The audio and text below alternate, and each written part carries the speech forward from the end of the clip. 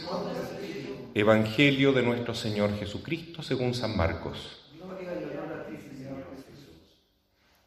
Jesús tomó a Pedro, Santiago y Juan y los llevó a ellos solos a un monte elevado. Allí se transfiguró en presencia de ellos. Sus vestiduras se volvieron resplandecientes, tan blancas como nadie en el mundo podría blanquearlas. Y se les aparecieron Elías y Moisés, conversando con Jesús. Pedro dijo a Jesús: Maestro, qué bien estamos aquí. Hagamos 3 carpas, una para ti, otra para Moisés y otra para Elías. Pedro no sabía qué decir porque estaban llenos de temor. Entonces una nube los cubrió con su sombra y salió de ella una voz: Este es mi Hijo, muy querido, escúchenlo. De pronto miraron a su alrededor y no vieron a nadie, sino a Jesús solo con ellos.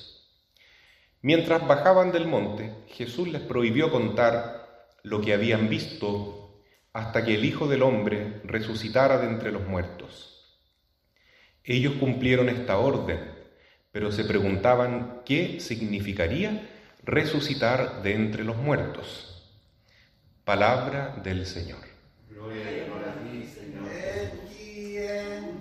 En ti, Señor, hemos puesto nuestra fe. En ti,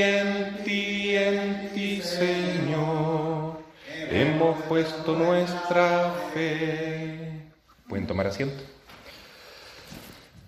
Queridos hermanos, estamos viviendo este domingo segundo de la Cuaresma, que nos muestra una realidad diferente a la del domingo anterior. El domingo anterior meditábamos cómo Cristo sufrió las tentaciones en el desierto, es decir, la dimensión más humilde que puede tener un ser humano en la faz de la tierra, ser sometido a la prueba del mismo demonio. Porque claro, Jesús, como era inmaculado y santo, solamente lo podía tentar Satanás. En cambio nosotros, que somos humanos igual que Cristo, pero somos pecadores, tenemos el pecado original, además del demonio que nos pone siempre más leña en el fuego, como se dice, para probarnos, tenemos la tentación metida en nuestra propia carne. Es decir, la maldad nos sale desde lo más profundo de nuestro ser, aunque la tratemos de modificar un poquitito, ponerle un poquito de maquillaje por fuera, ¿no es cierto? Siempre tendremos una maldad tan dentro, tan profunda, que lamentablemente nos avergüenza, pero está ahí. Y ustedes me dirán, pero ¿cómo, padre, si estamos bautizados? Somos cristianos, se nos borró el pecado original. Además, nos confesamos habitualmente, al menos una vez al año, como exige y manda la Santa Iglesia, pero, sin embargo, a pesar de que nos confesemos, seguimos teniendo una tendencia al mal, que es la consecuencia del pecado original y de nuestros pecados personales, que van aumentando esa concupiscencia, que es como una inercia que nos lleva, nos empuja hacia el mal. Eso no lo tenía Jesús de manera ninguna. Jesús no tenía concupiscencia, no tenía una tendencia marcada por el pecado, porque no tenía pecado simplemente. Pero sí fue tentado por Satanás.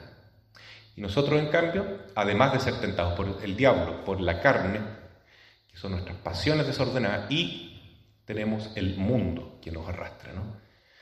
Porque la mentalidad mundana es tan fuerte que hace que un creyente verdadero parezca un loco, un verdadero loco. ¿Sí? Por ejemplo, ustedes están acá en la iglesia, son unos locos a los ojos del mundo. Porque cualquier persona les diría, oye, ¿por qué no te quedas en la casa el domingo por lo menos? Más encima estamos en cuarentena, ¿qué va a hacer a la iglesia? ¿Ya? Eso no está bien, podría decir. Pero uno puede replicar, bueno, es que para mí la fe es algo de vida o muerte. Yo necesito estar con Dios. Ah, este está loco. No lo entiendo. Entonces a veces un cristiano tiene que sufrir eso en la vida, ¿no? Que la incomprensión de los que tienen un poquito menos fe que uno. ¿Ya? Entonces es una prueba grande el estar en el mundo en que vivimos, porque el mundo, ¿qué es lo que busca? La felicidad, pero la busca en categorías humanas solamente. Como cuando Pedro le decía a Jesús, mira Señor, tú no te puedes morir de esa manera como estás diciendo, si nosotros te vamos a defender. ¿Cómo se te ocurre decir que te van a agarrar los sacerdotes y los fariseos y te van a crucificar? No digas eso, Señor, si nosotros estaremos a tu lado, nunca permitiremos que nada malo te pase. Y eso fue una prueba para Jesús también, fue una tentación. Por eso le dijo a Pedro, apártate de mí, Satanás, no me hagas tropezar. Entonces eso es lo que sufrió Jesús, ¿no? La tentación de Satanás y la tentación del mundo, pero no la de la carne. Bueno, hoy día nosotros vemos a Jesús en una dimensión completamente opuesta, no en esa parte tan humana del Jesús tentado, sino en la parte más gloriosa de Jesús Dios, Jesús Hijo de Dios. Y fue tan maravilloso ver a Cristo transfigurado que Pedro, Santiago y Juan, que ya estaban acostumbrados a ver cosas grandes, milagros portentosos, enseñanza con una sabiduría infinita de parte de Cristo, pero ellos quedaron muy, muy temerosos porque era demasiado potente esta visión celestial, Cristo glorioso, Cristo iluminando como el sol, verdaderamente majestuoso como Dios, transfigurado.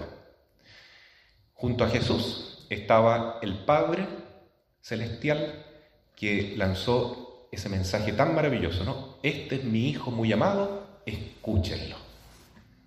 Gran recomendación que nos da el Padre Dios, la misma que nos da nuestra Madre María, Madre de la Iglesia, Madre nuestra. Qué bonito, ¿no? Tenemos dos papás que nos dicen lo mismo. El Papá Celestial, nuestro Abba, nuestro papito del cielo, este es mi Hijo muy amado, escúchenlo. Y ustedes también serán mis hijos muy amados. Escuchar la palabra es recibir la palabra. Cristo es la palabra que viene a transformar nuestro ser. Y la Virgen nos dice lo mismo. Hagan todo lo que Él les diga.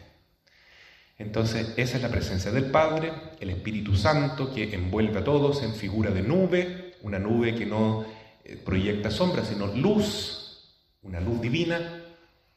Y es tan maravilloso estar ahí, un pedacito de cielo, donde aparecen unos seres celestiales también, dos grandes profetas del Antiguo Testamento, Moisés, que representa la ley, una parte fundamental del Antiguo Testamento, y Elías, que representa a todos los demás profetas.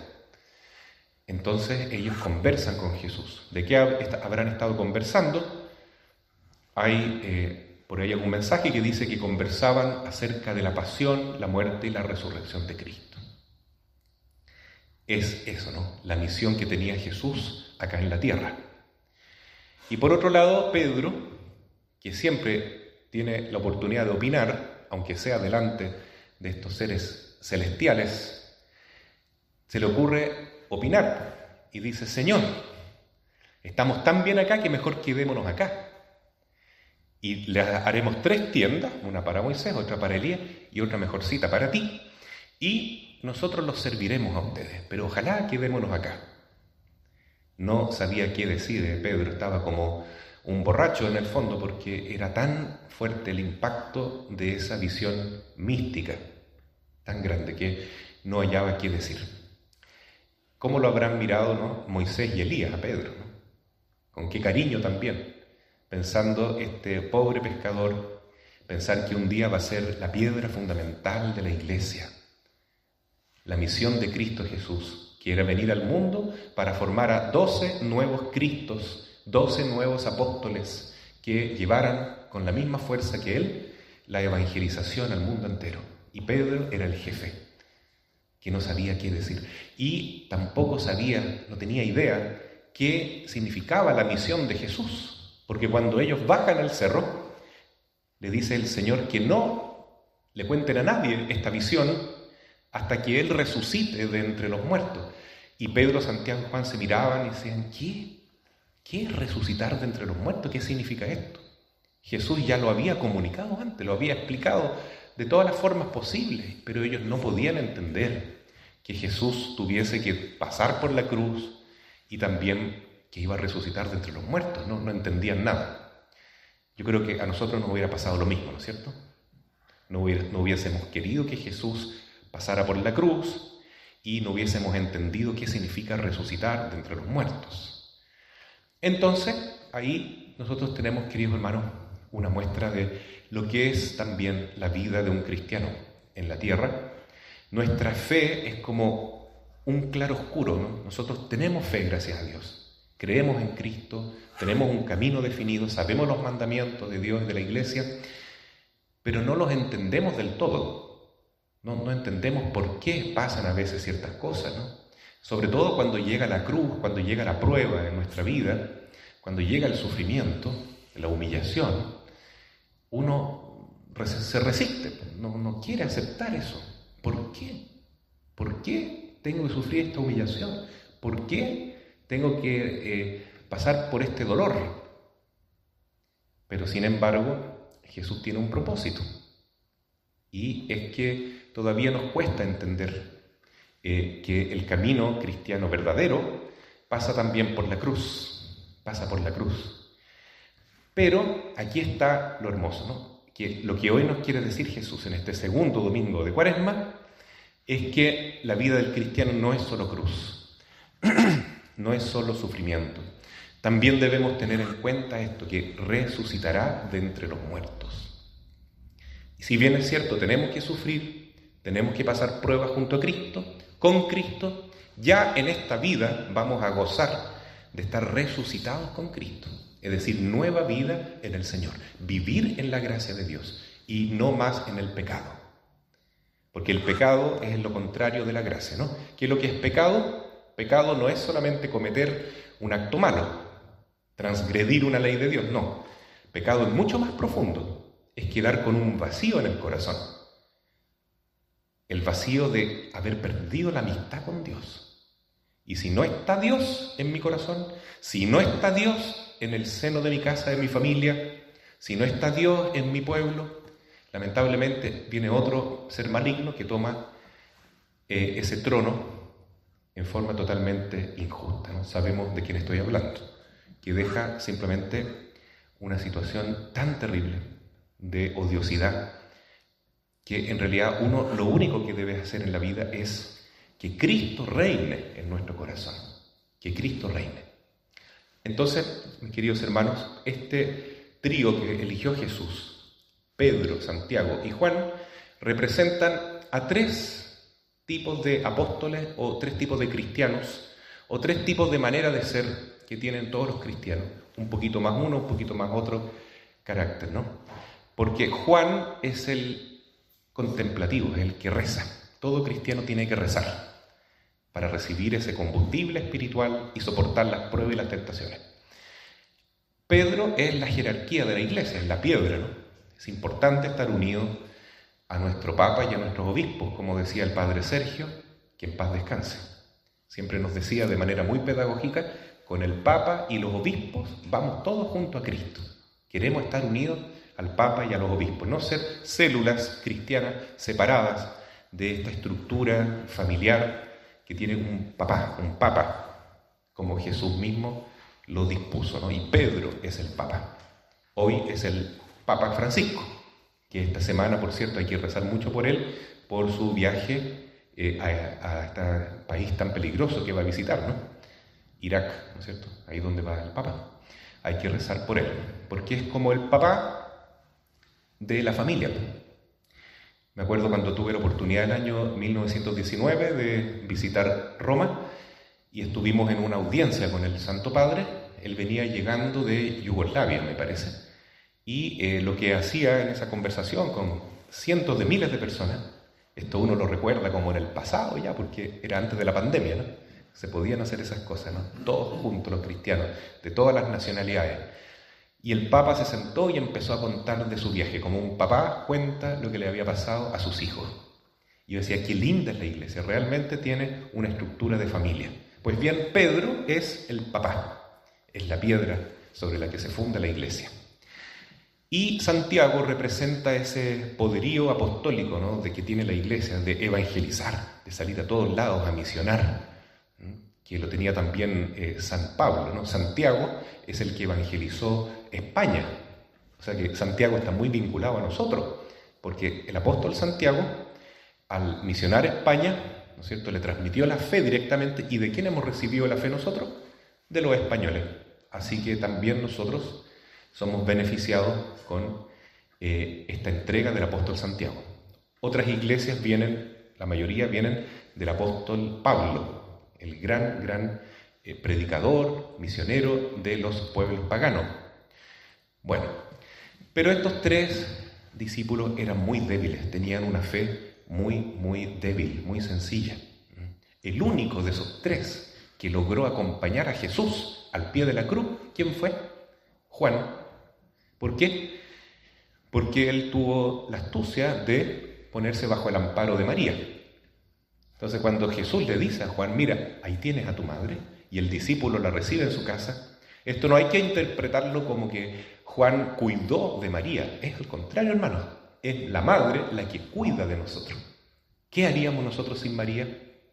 A cada rato cometeríamos los mayores pecados y nos apartaríamos de Jesús, igual que los demás discípulos. Se arrancaron todos y dejaron a Jesús solo.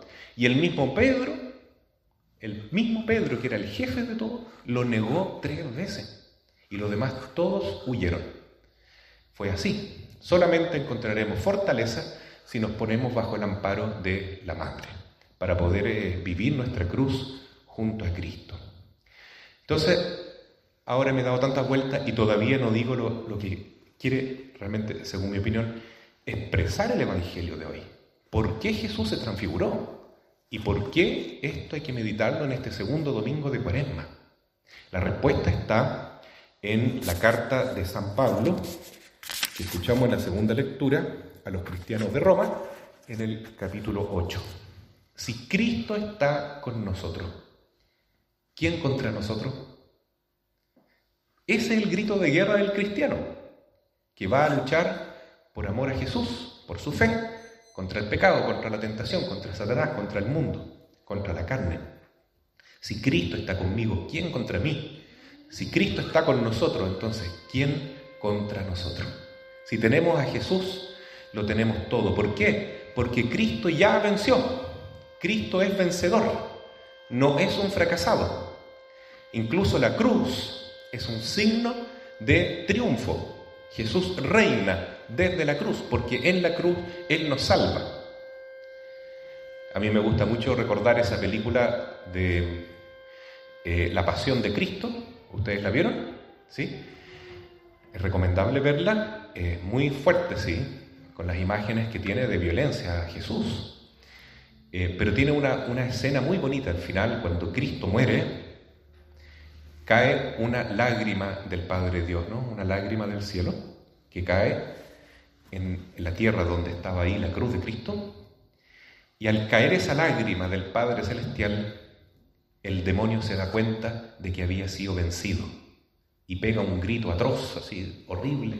Se da cuenta, fui vencido. ¿Por qué? Porque al morir en la cruz, toda la humanidad que él tenía sometida le fue arrebatada y ahora pasamos a ser propiedad de Jesús. Él es nuestro rey. Jesús reina desde la cruz. Entonces él está en la cruz no porque lo mataron o por casualidad o porque tuvo un día malo, sino porque esa era su misión. Pero al mismo tiempo Cristo es vencedor, Cristo ha resucitado, y la transfiguración nos muestra que así debe vivir un cristiano, con su fe transfigurada por la esperanza, por la fe, por el amor, y no desfigurada por el pecado, porque el pecado desfigura el plan que Dios tiene para nosotros. Cada uno tiene una misión que cumplir en la tierra. Pedro finalmente la cumplió, tuvo falla, pero lo hizo. Santiago, Juan también. Pero nosotros cada uno estamos en el mundo con un propósito, hermano. Y si vivimos de acuerdo a la voluntad de Dios, nuestra vida se transfigura. El cristiano irradia la presencia de Cristo en el mundo. Esa es la misión nuestra. Transfigurados en Cristo, victoriosos en Cristo. Si Cristo está conmigo, ¿quién contra mí? Cristo ya venció.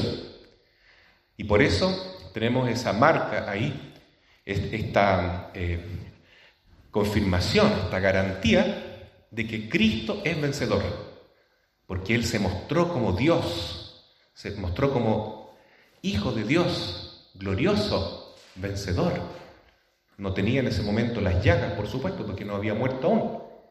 Según los santos que ven a Jesús ahora, lo ven también transfigurado. Por ejemplo, Santa Faustina vio a Jesús como la divina misericordia, lleno de luz, sobre todo la luz que brotaba del corazón, pero Jesús siempre se muestra con las llagas, sus cicatrices de guerra, las llagas en los pies, las llagas en las manos, las llagas en el costado.